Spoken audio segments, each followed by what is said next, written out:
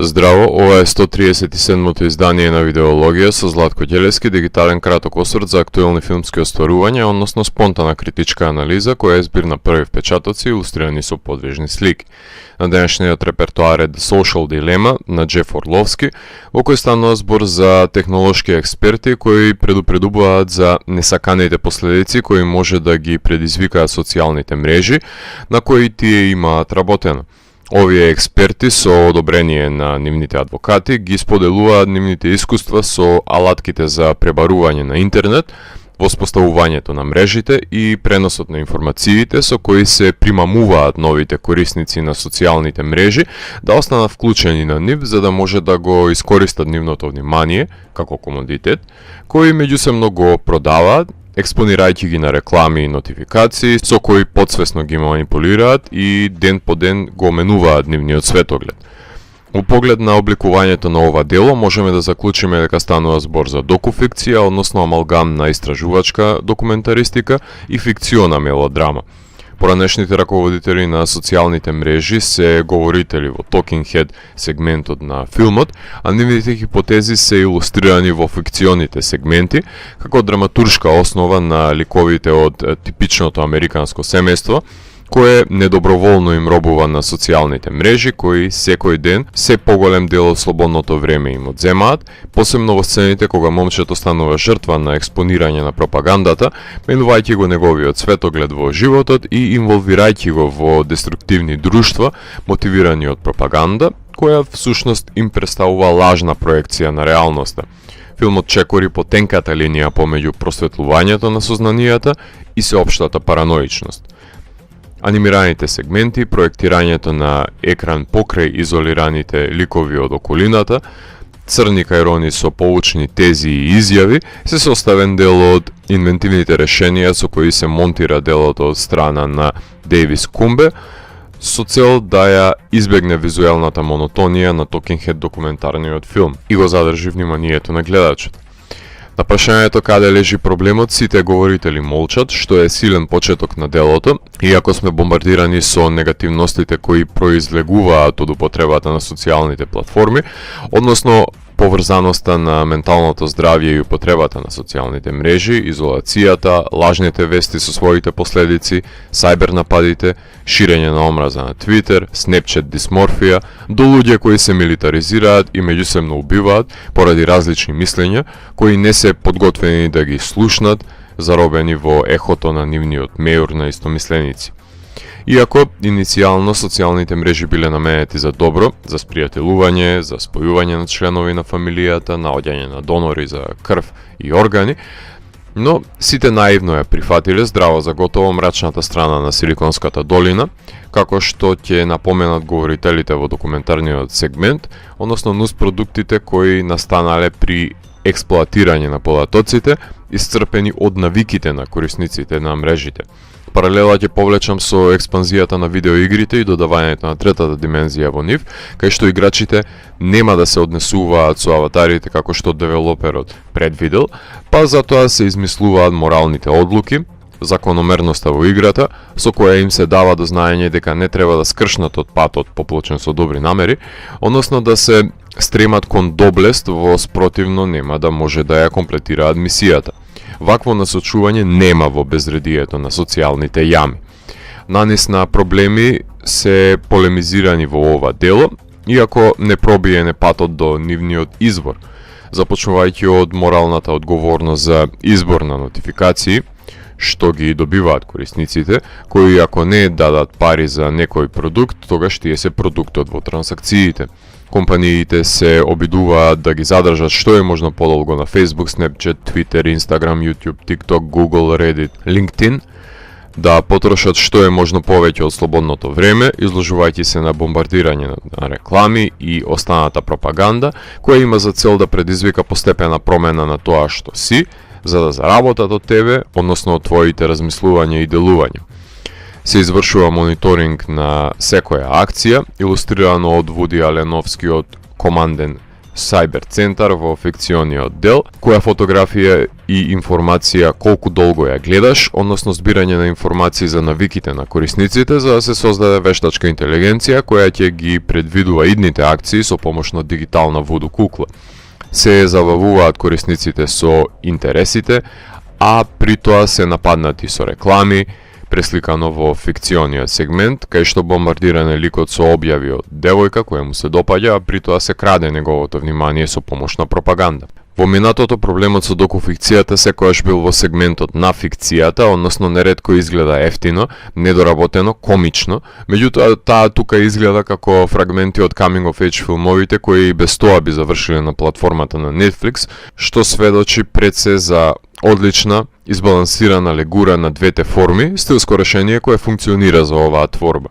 Тристан Харис, Джеф Сейберт, Џо Тоскано и останатите компетентни експерти говорат дека се заразени од проверување на мејл, Reddit и Pinterest, не се во можност да одолеат на нивното сервилно користење, затоа што мрежите се како дрога, која создава завист, искористувајќи ја потребата на луѓето да се поврзат меѓусебно. На некој начин зависта се крие во рефреширањето, односно несвесно се програмира корисникот дека со обновувањето на приказот на екранот може да се изложи на нешто интересно, непогледнато, ново, не баре се наоѓа во казино во Лас Вегас. На овој начин се манипулира корисникот, односно се користи технологијата против него, при што таа престанува да биде само алатка за добро. Ова е само една од мноштвото тактики за искористување на даденото внимание, како што е нападот од фотографии на девојките и дечковците и тагирањето. Корисниците стануваат куратори на привидното совршенство, кое води до лажна популарност. Имено, не сме доволно еволуирани како човечки битија за да дозволиме сечие мислење да го слушнеме за нас, односно дали некому не му се допаднала наша фотографија со филтер. Децата кои немаат лајкови паѓаат во депресија затоа што се зацртале во главата дека лајковите се некаков символ за просперитет, а тоа се всушност само беззначајни кликови на кои малоумните им робуваат. Застрашувачки се студиите од кои во 2010 година до ден денес депресијата и самоубиствата се драстично поголеми кај тинеџерките од претходно, затоа што припадниците од генерацијата Z први растат со социјални мрежи во нивните формативни години, се анксиозни, преземаат помалку ризици, не излегуваат, не се дружат, фрагилни се, безволни и резигнирани, односно оваа анализа сведочи за постоењето на една огромна промена во генерации, кои често немаат воспоставен морален компас како водилка во животот. Туку треба самите да се снајдат. Тоа доведува до потреба од трибализам на истомисленици, хранети со собствена пропаганда која им годи на кривогледите, не им треба интеракција и споделување на различно мислење, кај што подвоени табори се изложени на сосема поразлични информации, кои не ги добиваат сите рамномерно, не се сеопфатни, што создаваат неповолни фракции, поделеност, поларизација на народот.